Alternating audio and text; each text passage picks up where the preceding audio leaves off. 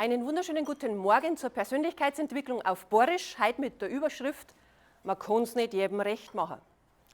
Auf Wunsch von der Marina. Nur ein Null ist rund, auch die Eins hat Ecken und Kanten.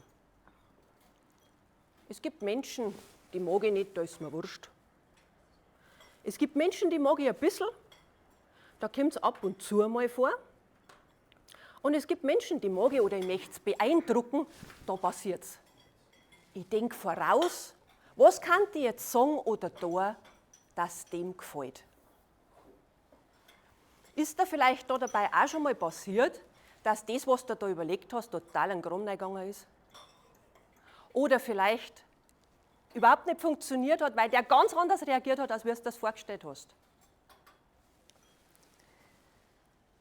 Du hast dich also verbogen, hast Zeit verschissen und für was? 3 Buchstaben, für nichts. Warum machen wir Menschen überhaupt sowas?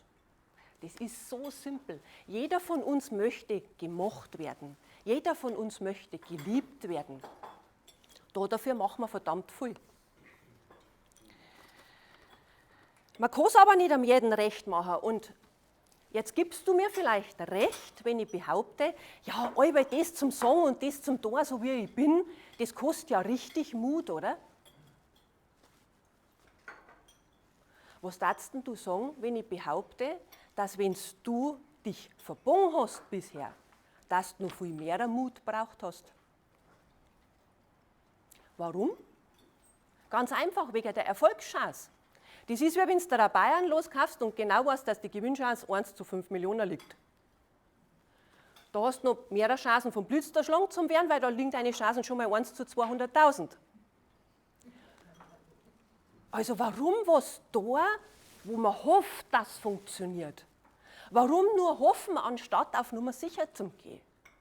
Und Nummer sicher zu gehen heißt in dem Moment, sei so, wie du bist. Sei so, handle so, sag das, was du denkst. Man kann es nicht am jeden recht machen.